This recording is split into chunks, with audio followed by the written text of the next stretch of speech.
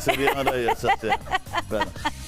Grábenle este pedacito a Over, que debe estar durmiendo porque ha trabajado toda la noche durante toda la semana. Así que un abrazo. El fiscalizador. Un abrazo gigante para Over Madrid. Como bien decía la Monse, más de 5 millones de personas en cuarentena, 1.4 millones de viviendas, Monse, en el Gran Santiago en cuarentena. Así es que bueno, el llamado es, partimos tempranito a las 9:21, haciéndole el llamado editorial, ¿no es cierto?, a que se quede en casa, que la cumpla la situación.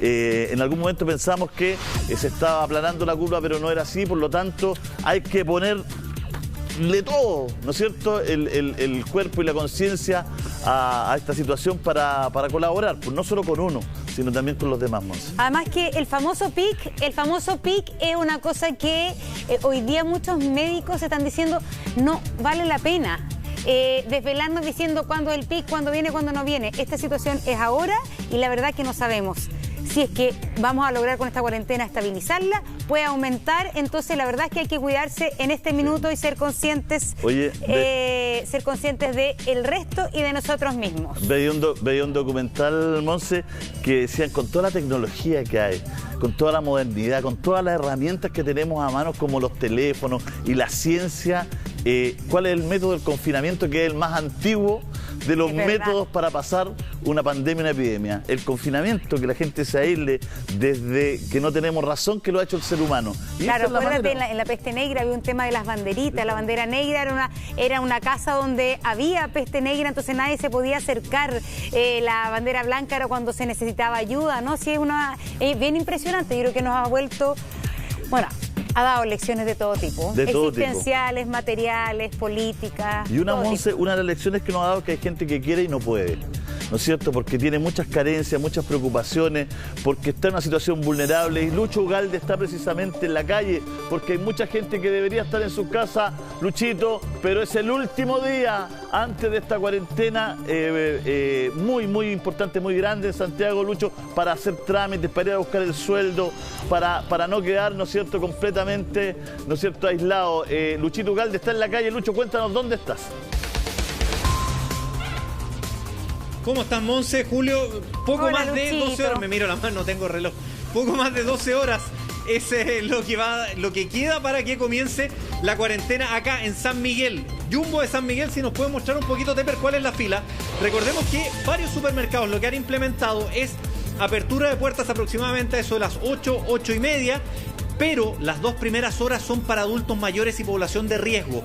Este es el escenario. Vamos caminando para allá, Tepper, para que ustedes se den cuenta de la cantidad de gente que está llegando al Jumbo y que deberían abrir ya para ingreso público general en aproximadamente 7 minutos más.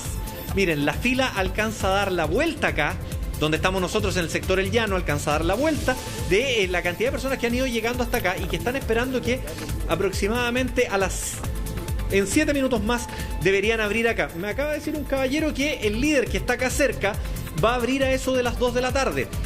Entonces, de los supermercados que están por acá, está este Jumbo, está un Unimark y están también los almacenes de barrio, para que la gente pueda ir también a los almacenes de barrio. Sí, a ver, ¿y va a abrir a las 2 porque van a hacer una sanitización previa, Lucho? Mira, alcanzamos a pasar, vimos el letrero y ahora un caballero cuando iba pasando me lo recordó. No sabemos si será por la sanitización o porque quizás decidieron abrirlo a esa hora. En este caso hemos visto algunos supermercados, los bancos también están con mucha fila acá en Gran Avenida y recordemos que San Miguel se suma recién ahora a las cuarentenas, que claro, ellos no habían estado en cuarentena, entonces por eso también es que mucha gente ha ido llegando acá. Sí, hola, solo Luchito, repetir ¿A qué hora más o menos llegaste acá al supermercado? Un cuarto para las 9. ¿Qué te falta? Bueno, las cosas básicas, pero son muy pocas. ¿Prefieres venir acá que a un negocio de barrio, por ejemplo? Sí, absolutamente, sí. Ya. Las cosas que necesito las voy a encontrar acá. Ok, ya pues, muchas gracias. Lucho, distintos horarios que ha ido llegando la gente, muchachos. O sea, nosotros... Dime, claro, José. lo que pasa es que hay una cosa que es importante, que uno dice que van a estar abiertos los supermercados, que la gente no se agolpe, que sí va a poder ir a comprar. Pero la verdad es que hay que recordarse que los permisos van a ser más restringidos, son más restringidos. Son 2 permisos a la semana para ir a comprar. Entonces, yo creo que por eso la gente está yendo antes de que comience la cuarentena. Pero igual hay que remarcar que los supermercados, los almacenes, van a seguir funcionando en cuarentena. Sí, eso es bien importante destacar. Las dos cosas que dices tú. Lo primero, los permisos van a ser restringidos. Recuerdan ustedes que cuando fueron las primeras cuarentenas prácticamente se podía salir todos los días. Claro. Ahora ya Claro. no, se restringen a 2 en la semana, como decías tú, para las compras, que eso también la gente lo tiene que tener muy claro. Y otro que se nos acercó recién, una vecina, y que nos dijo que en su WhatsApp de los vecinos, algunos habían preguntado que si podían ir al almacén de la esquina a comprar, y otro le contesta, le dice que sí puede ir. Ojo, no pueden salir. Es Claro. un confinamiento total. Es decir, si es cuarentena, solamente puede salir con salvoconducto. Si está en una calle de una comuna con cuarentena y sale a la calle y la pilla, Luchito, ya sea Carabineros, PDI o el Ejército, se va a comer una buena multa. Entonces, por lo mismo, no salga. Luchito, ¿sabes qué me pasa? Es que hay gente que puede comprar para una semana, ¿no es cierto? Pero hay gente que no puede comprar para una semana. Y hay muchos chilenos que no les ha llegado todavía ningún beneficio.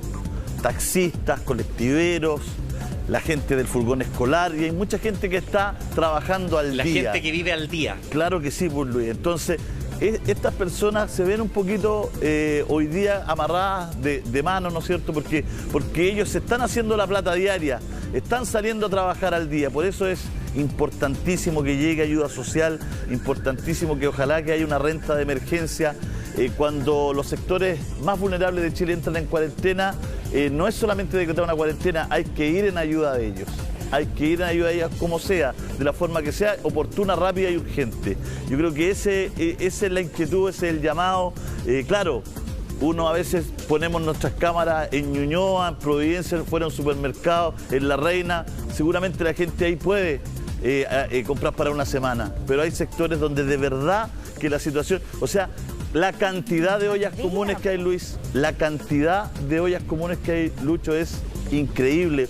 De verdad que ayer me llegaban fotos de Renca, me llegaban fotos de Estación Central, fotos de Puente Alto. O sea, es una realidad en Chile, una realidad que a veces está tan ajena para muchos, ¿no es cierto?, que de una u otra forma pasamos de largo. Pero yo creo que hay que hacer el punto, hay que decirlo, hay que contarlo. Hay situaciones que son mucho más complejas, Monse, de las que a veces podemos mostrar. Luis, danos un segundito que llegó nuestro invitado. Estamos ya en el estudio con el alcalde de Las Condes, Joaquín Lavín. ¿Cómo está, alcalde? Hola, Monse. Gracias Hola, por estar ¿cómo con están? nosotros. Hola. Alcalde, ¿qué le pasa a usted? Porque finalmente usted es un alcalde de una comuna rica, así hay que decirlo.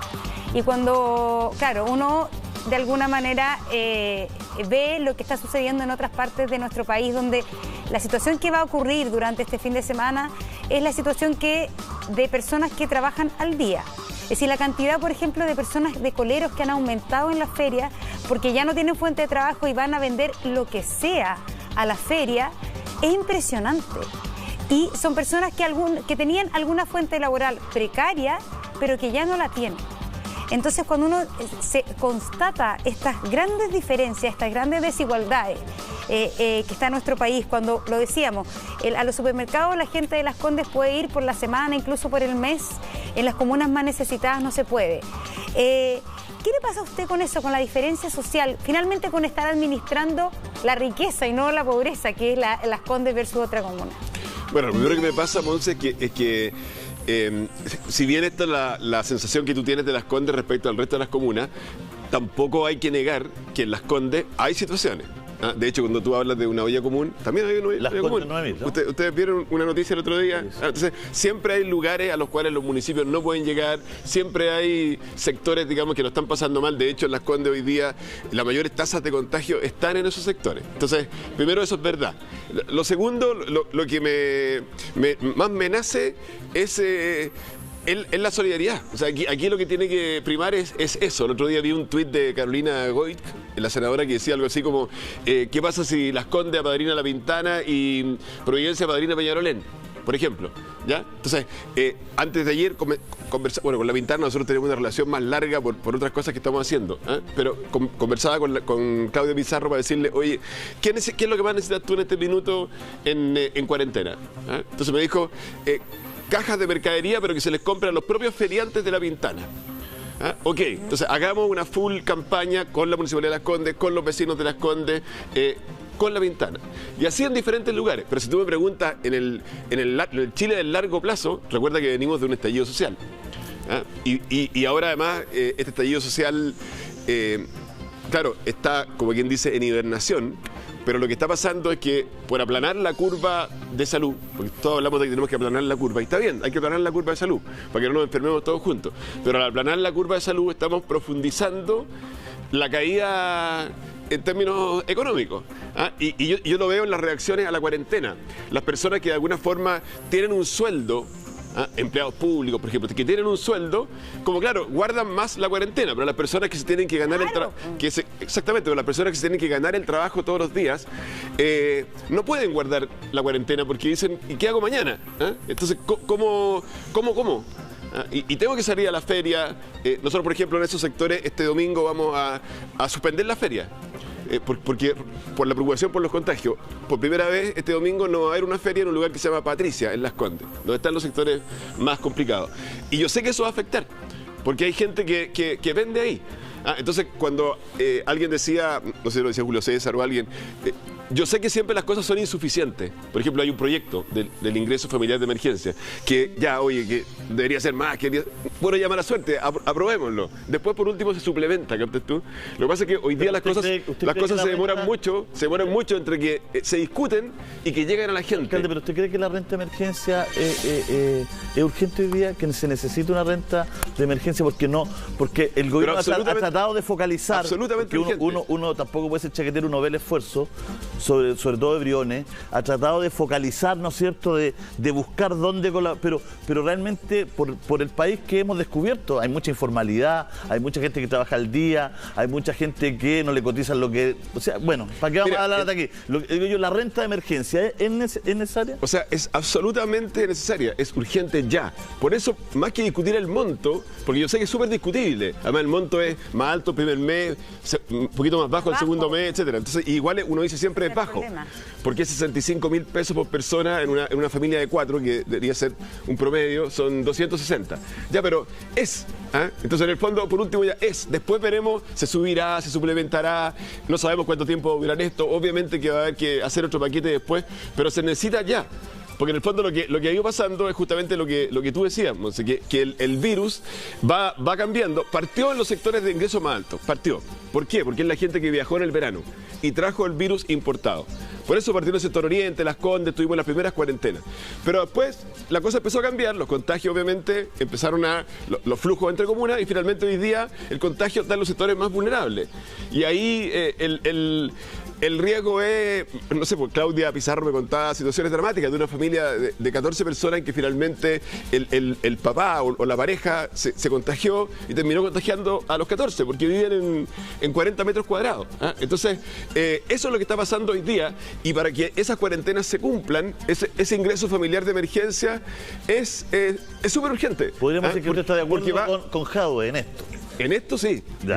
Podríamos decir que haría un frente común con Jadwe en esto, la renta de emergencia. Bueno, obviamente sí. Probablemente Jadwe va a decir que tiene que ser mucho más, multiplíquelo por 4, yo sí, multiplíquelo por 2, pero oye, lo necesitamos. El que sea, por último, partamos y después lo subimos. Sí, pero alcalde, ¿qué hacer? Porque venimos ya de una rabia social del estallido social. ¿Qué hacer para que en esta coyuntura no siga aumentando la rabia social cuando, por ejemplo, ocurren casos como el de Cencosud? Y se lo pregunto a usted porque finalmente usted también ha sido en algún momento de su juventud y tuvo parte de la defensa de este modelo.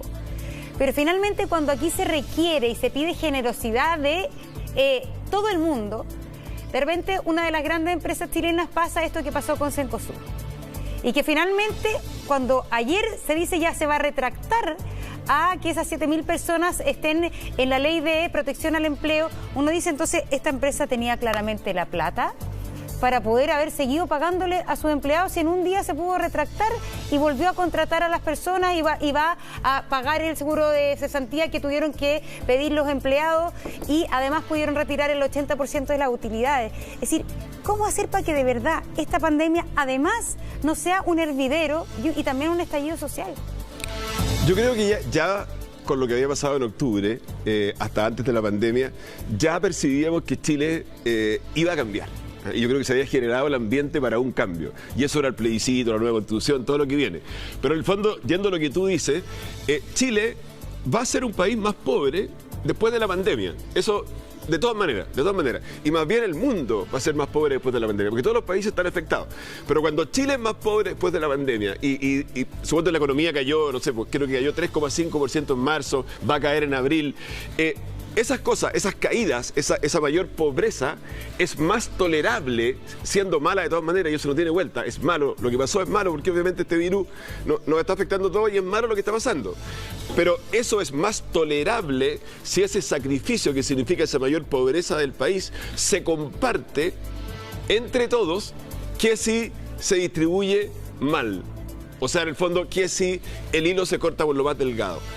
Entonces, ¿qué es lo que molesta de Cencosud? Lo que molesta de Cencosud es que ellos dijeron, nos vamos a acoger a la Ley de Protección del Empleo, pero sin embargo repartieron plata a los 80% de la utilidad. Exactamente, dividendos, repartieron plata a los 80%. inversionistas. Entonces, en el fondo, ¿qué es lo que hicieron ellos? La antítesis de lo que estamos hablando aquí. Dijeron, sacrificamos a uno, pero nosotros no nos sacrificamos. Y eso es lo malo, digo. Eso es lo que tiene que quedar atrás después de octubre. Ese es el Chile que tiene que cambiar. Entonces, un segundito, lo que pasa es que parece que todos dijeron después de octubre Chile tiene que cambiar. Y en el minuto de aplicar, en el propio ejemplo que Chile tiene que cambiar, nos encontramos con esto que entre gallo y medianoche finalmente, porque hasta el ministro de Hacienda le sorprendió, retiran el 80% de las utilidades y además se acogen a la Ley de Protección al Empleo a 7.000 empleados. Entonces, cuando usted dice Chile va a ser más pobre después de esta pandemia, parece ser que este grupo no está dispuesto a ser más pobre después de la pandemia si retira el 80% de la utilidad. No, por eso, ese es el punto. Ellos, lamentablemente, no estuvieron dispuestos. Ahora, efectivamente pasó todo lo que pasó y van a tener que estar dispuestos.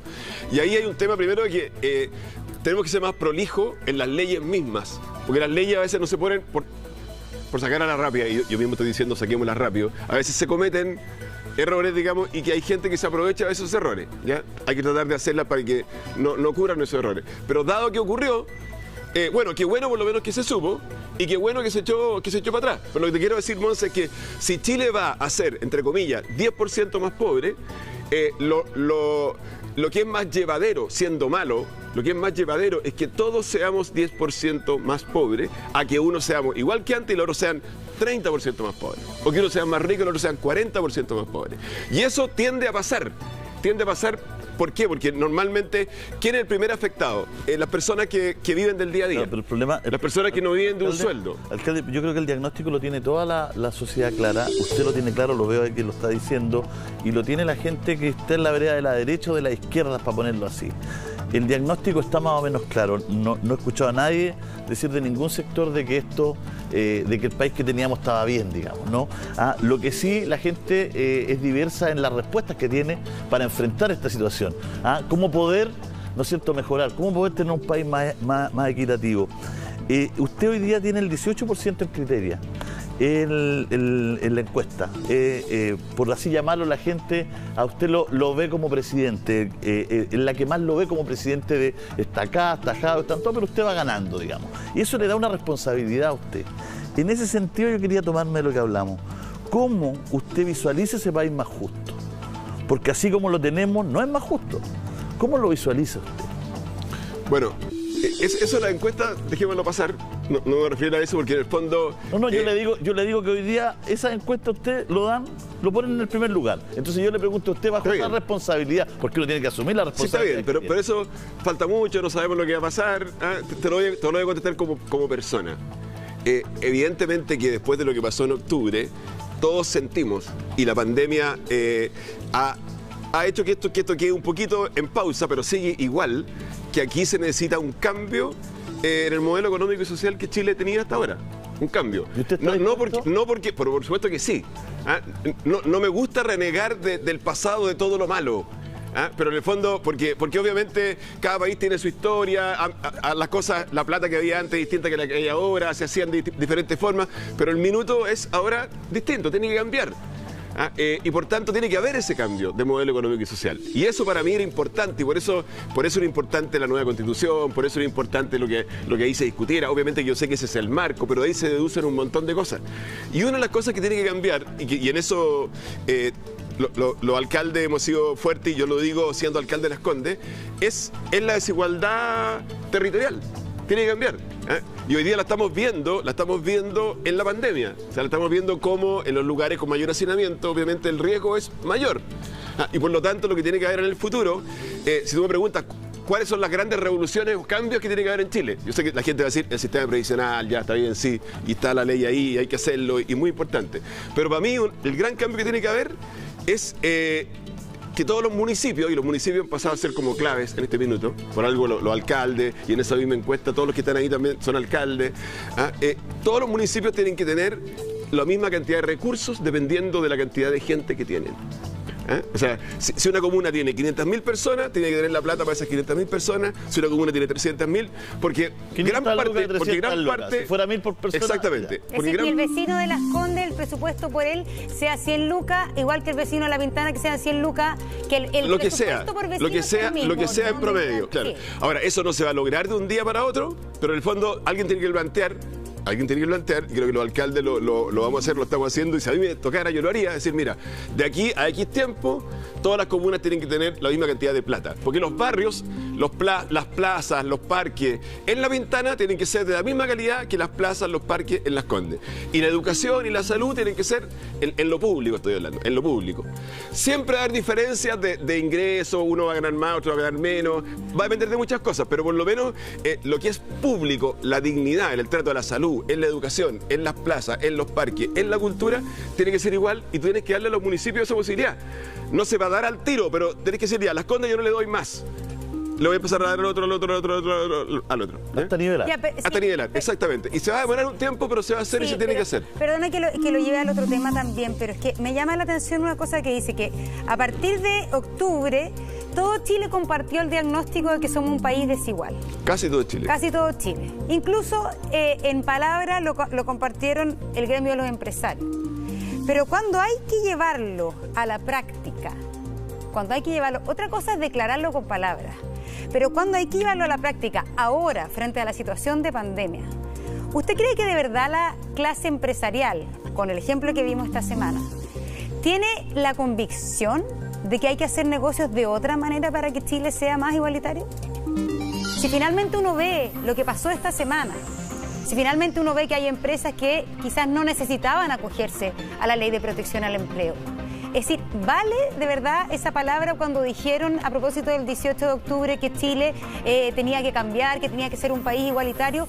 De alguna manera las cosas que quizás son declaraciones, pero otra cosa es cuando hay que aplicarlas. Claro, lo que pasa es que y hay que ser consecuente con esas declaraciones. Sí, efectivamente, cuando las cosas llegan como a uno se trata de como defender, porque no le gusta que le toquen lo propio. Entonces tú me dices del comportamiento empresarial. Efectivamente yo veo, por ejemplo, los nuevos dirigentes empresariales son otra onda, más jóvenes, más abiertos, pero cuando llega el minuto, como por ejemplo en el caso que estamos hablando, oye, repartieron dividendos igual. Y eso está mal. Entonces uno dice, ¿hay un cambio? Sí. ¿Es ese cambio total, pero suficiente? No. Pero siguen operando con la misma lógica, alcalde. Porque una cosa, porque ya retiran utilidad, pero siguen operando con la misma lógica que una planilla. Lo claro es la importancia de la ley. Por eso te digo. Pero Monse, una cosa. Un segundito. Siguen operando con la misma lógica, porque dicen ya, acá hay una ley que me permite suspenderle el contrato a 7.000 personas. Y en vez de decir, es responsable, yo como empresa puedo hacer el esfuerzo, o yo como empresa puedo finalmente repartir menos utilidades para no suspender el contrato de esas 7.000 personas, lo que hacen es aplicar la misma lógica de antes, quizás del 18 de octubre. Por eso, es decir, cómo maximizo utilidades, cómo recorto los presupuestos, ya entonces a esta plana de personas lo dejamos sin pagar el sueldo. No, estoy de acuerdo. Entonces, por eso el punto, Monse, que no son todas las empresas. No, pues lógico, pero quiero decir, ¿cuán real es la convicción? Más o menos real nomás, pues. Por eso, más que convicción, aquí se necesitan políticas públicas. Es que yo creo que la política, es que hay que legislar. Exactamente, hay que legislar. Uno no puede poner a voluntad. Pero te quiero decir una cosa. Empresario o no empresario. La política pública de decir, oye, ley de protección al empleo, en vez de que ustedes tengan que despedir a las personas, tengamos una situación en que se le va a pagar un porcentaje del sueldo y ustedes la siguen contratando, protección al empleo. Y por tanto, cuando la empresa se reactive, esas personas ya están ahí. Eso es bueno, pero obviamente que en el espíritu de eso está, bueno, si ustedes están en una situación en que tienen que hacer esto, en que ustedes no le pueden pagar a los trabajadores, sino que parte lo tienen que pagar el Estado a través del subsidio de cesantía, parte de los propios trabajadores, porque parte del subsidio de cesantía de sus propios fondos, bueno, en el espíritu de eso está que ustedes no se repartan dividendos entre ustedes. Es que por eso yo te digo, Julio, entonces, claro, obviamente que hay la ley a lo mejor lo debió decir, pero que está mal que lo hayan hecho, está pésimo que lo hayan hecho. Una cosa, Julio, obviamente que las leyes son las que obligan a hacer las cosas. Claro, pero por eso pero acá hubo, de alguna manera, una especie de mea culpa en algún momento del año pasado, y por eso estoy preguntando cuán auténtico es ese mea culpa. Es un mea culpa de toda una clase empresarial y política en Chile que dijo, si en realidad estamos haciendo las cosas mal, este país es desigual, ¿cómo fue como no sabíamos en realidad el nivel de desigualdad que había? Se sorprendieron. Mi punto es pero, deja un segundito. Entonces dicen, un segundo al tiro te doy la idea. Entonces, yo lo que estaba preguntándole al alcalde, ¿cuán realmente auténtico es ese mea culpa? Más allá de que coincido contigo que la única forma de hacer cumplir eso es con una ley, pero... Mi punto, Monse, es colaborativo con el tuyo, pero mi punto es otro. Mi punto es, si tuviéramos aquí un panel de empresarios, seguramente uno te diría, de 250 grandes empresas, una hizo esto y las otras 249 no lo hicieron.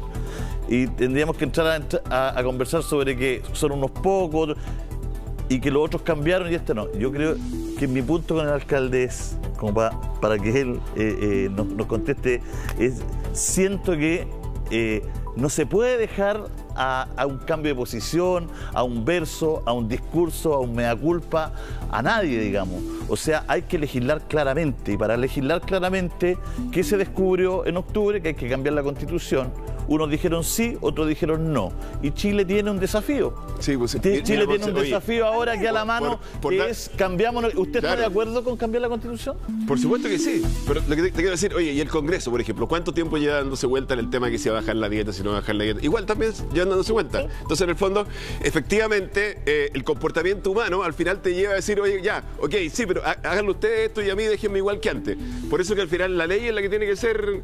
porque por mucho que yo te diga, sí, los empresarios... Y tiene que estar la cancha para esas nuevas leyes. Los dirigentes sociales sean empresariales sean sensibilizados, pero muchos siguen actuando de la misma manera que antes. Pero es la ley, pero también es la ética. Sí, bueno, sí, pero... Y la ética muchas veces... uno debería pensar que la ética basta, pero no. Es que la ética aprendía. Y eso es lo que preguntaba. La ética aprendía, no puedes dejarle algo aprendido. Claro, pero no es total. No es total, no hemos visto... Es decir, ¿realmente hubo un cambio de ética? Es lo que va a ser. Yo creo que ha habido un cambio importante, grande, pero por supuesto que no a todo. Y vas a encontrar muchos ejemplos como el de Cencosud. Probablemente Cencosud es una empresa tan grande que obviamente nos llamó la atención, pero es que la discusión es para poder legislar bien y que no ocurran estas cosas, que a luces de todo el mundo, porque el presidente de la CPC, Juan Solís, también condenó lo de Cencosud, digamos. Tiene que haber un rayado de cancha claro. ¿Podemos hacer ese rayado de cancha claro con la Constitución que tenemos? Es la gran pregunta. Es la gran pregunta que los chilenos tienen que contestar.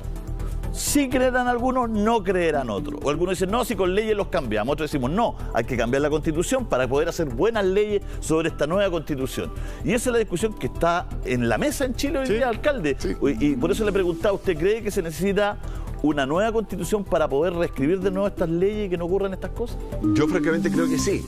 Ahora, probablemente hay muchas leyes que tú la puedes arreglar igual. Esta ley, por ejemplo, de protección del empleo, a lo mejor tú la podrías haber arreglado igual. Pero la nueva Constitución para mí significa un antes y un después.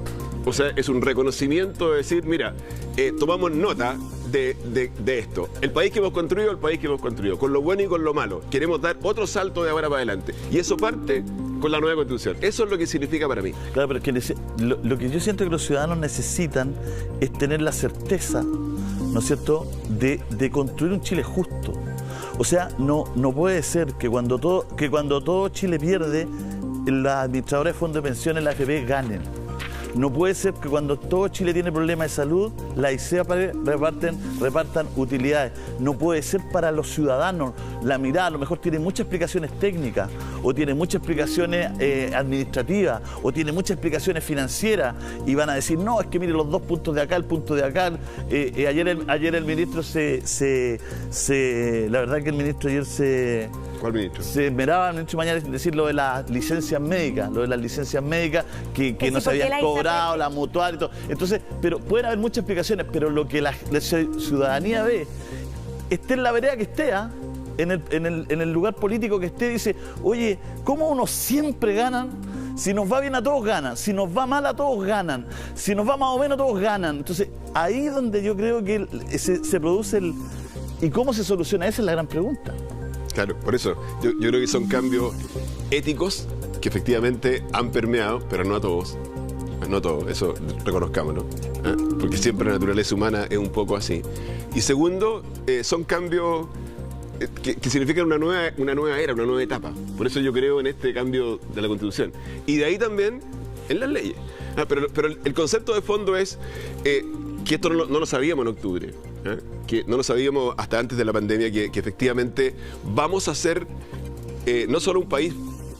Chile se habló en octubre de un país desigual. Y eso es verdad. Pero ahora vamos a tener que hablar también, pero además el país va a ser más pobre que lo que era. Por lo tanto, lo que ustedes están diciendo tiene más sentido todavía, en el sentido de que cuando el país es más pobre, todos tenemos que tratar de compartir esa carga en una misma proporción. Ese es un punto central. Pero aquí usted, Joaquín, era en tiempos también hace poco, era, y más joven más todavía, era de los más neoliberales. Es decir, usted era muy neoliberal en lo económico. Y hoy día... países también, no sé, estoy pensando en Francia, presidentes como Macron, que son, por cierto, también liberales en lo económico, han empezado a hablar de que el rol del Estado es irreemplazable y que el Estado se tiene que fortalecer. Usted que era un neoliberal, hoy día se ha convencido de que el Estado tiene que ser más grande y que el Estado tiene que ser más protagonista en el tema de lograr mayores niveles de igualdad y no al mercado. Mira, sí, pero te quiero hacer una disquisición, que cuando tú me dices el Estado tiene que ser más protagonista, sí, y tiene que ser más fuerte, sí. Tiene que ser, entre comillas, más grande, no necesariamente. Fíjate que nosotros, por ejemplo, en cuanto, por ejemplo, al número de personas, no necesariamente a lo mejor tiene que ser más grande. Nosotros nos hemos dado cuenta, por ejemplo, cómo a veces, y muchos se han dado cuenta, cómo con teletrabajo o bien organizado, qué sé yo, tú puedes hacer a veces las mismas cosas que hacías antes, a lo mejor con turno o incluso con menos personas. Entonces, si tú me preguntas grande en tener, no sé, 3 millones, no necesariamente personas, no necesariamente estoy hablando de eso, pero que tiene que ser más protagonista, sí, más fuerte, sí, y hay áreas del Estado que sí tienen que ser definitivamente mejores. O sea, por ejemplo, si uno, hablando del futuro, de próximo gobierno, si uno dijera, oye, una meta chica, que ningún adulto mayor nunca más tenga que hacer una fila. Es lo que hemos visto estos días. Uno dice, ¿podremos lograr que un adulto mayor que tenga que llegar al Estado no haga nunca más una fila? Es una meta chica, pero muy importante, porque lo estamos viendo todos los días. Y tenés que ir, no, porque tenés que ir a la caja no sé cuánto porque te pagaron la pensión. No, es que el bono COVID yo no puedo porque es por internet, entonces tengo que ir para allá, tengo que ir para acá. Pero son cosas, entonces lo que te quiero decir es que el Estado tiene que ser más protagonista, el Estado tiene que ser más fuerte, el Estado tiene que ser más eficiente, tiene que ser mejor organizado, porque hay personas que necesitan acudir al Estado sí o sí, y el Estado muchas veces actúa con una mentalidad, y los municipios también actuamos con una mentalidad de decir, mira, este gallo tiene que venir con nosotros, así que espera nomás. Pero no tiene espera. Esa mentalidad en el Estado también tiene que cambiar. Y tiene que ser garante, ¿no? Más fuerte. Porque hay una situación que yo creo que es súper preocupante, que tiene que ver cómo el Estado se plantea y sus funcionarios, ¿no? O sea, frente a lo que tiene que fiscalizar, ¿no es cierto? O sea, ¿quiénes son los que componen el Estado? Hemos encontrado, ¿qué par de noticias nos encontramos en estos días? Para solo hablar de noticias. Que el ministro de las Flores, el exministro de Hacienda, entró al directorio de Cencosud. ¿No es cierto? ¿Con qué nos encontramos? ¿No es cierto? Con lo de la ministra del Trabajo, que tenía estas 300 acciones en la misma empresa. Entonces, estoy poniendo esto porque está de moda, está en todos los diarios, en todos los portales, en todas las noticias, digamos, ¿no? Es un tema de agenda. Pasa en muchas otras reparticiones, en muchos otros lugares. Este cambio de posición de los políticos, estando en un lado y después estando en el otro. ¿Usted está por regular eso? Mira, eso se regula normalmente dando como tiempos, dando como plazos. O sea, es lo que hacen normalmente los países. Porque una persona que ocupó cargos de gobierno normalmente tiene una información que se hace valiosa después para las áreas, para determinadas áreas de trabajo, digamos, porque sabe más de tal cosa, etcétera. Entonces, normalmente lo que los países hacen es que no lo prohíben de por vida. Pero le dicen, mire, si usted ocupó determinado cargo, tienen que pasar, no sé, 3 años antes que usted acepte tal otro cargo. Cosas de ese tipo. Probablemente en este Chile, no sé si usar la palabra Chile nuevo, pero este Chile distinto que se quiere construir de ahora para adelante, esas cosas van a tener que estar. Pero su sector, alcalde, no lo quiere construir desde una nueva constitución. En ese sentido, usted es una excepción dentro de su sector. Porque que se hable de un nuevo Chile a partir de una nueva constitución, eso solo se lo escucha Joaquín Lavín dentro de la centroderecha. No soy el único. No, Desborde. No soy el único. Y probablemente la mayoría de los alcaldes también, probablemente. Pero probablemente. Dentro de su sector, de los parlamentarios, Pero en el fondo estoy hablando de la gente. No estoy hablando de políticos en particular. A nivel de la gente, esto que te estoy diciendo, de marcar un antes y un después con una nueva constitución, yo creo que es algo muy mayoritario. Y por ejemplo, ¿usted cree que en el fondo el apruebo ganaría lejos si se dice que es mayoritario? ¿Usted cree que sí, el apruebo ganaría? ¿Sí? Yo creo que sí. ¿Alcalde? Sí. ¿Alcalde? Uno nunca sabe lo que va a pasar en octubre, a ver cómo estamos en plena pandemia, qué pasa, pero sí. Alcalde, bueno, entre muchas cosas, ayer el presidente se reunió con usted en particular. Usted anunció una situación que se venía pidiendo tener más atribuciones en la fiscalización y todo. Pero después nos encontramos en la tarde una polémica, ¿no? Esto es constitucional, esto se puede hacer. De hecho, yo no sé si me permite, alcalde, un segundo, voy a hacerle un llamado a Contralorito. No sé si Contralorito está viendo el programa en este instante. Contralorito, ¿puede el presidente... Primero Contralorito me va a retar por estar aquí. No lo llames. Me va a retar por estar acá. Alcalde, está haciendo una entrevista muy productiva. Está haciendo una entrevista muy productiva para todos. Pero no lo llames. Pero entre medio le podemos pasar un fajo de documentos y lo empieza a firmar. Y me dan un justificativo, que estamos hablando de temas municipales. Estamos hablando de actualidad. Contralorito eso lo entiende. De hecho lo dijo Contralorito, dijo que estén dando, no hay problema. Si lo de los paneles no le gusta a Contralorito, además Carter lo superó porque estuvo en 2 canales al mismo tiempo. Así que si alguien tiene que tratar con Contralorito... O sea, Contralorito que vaya rumbo a la Florida primero. Julio, después se viene para la en 2 canales, pero además estaba firmando documentos. Entonces va a empezar a firmar la cuarta. Firme la cuarta. Alcalde Carter, son talla, weón. Oye, no. Lo que quería decir es que esto está en la noticia, alcalde, esto está en la noticia.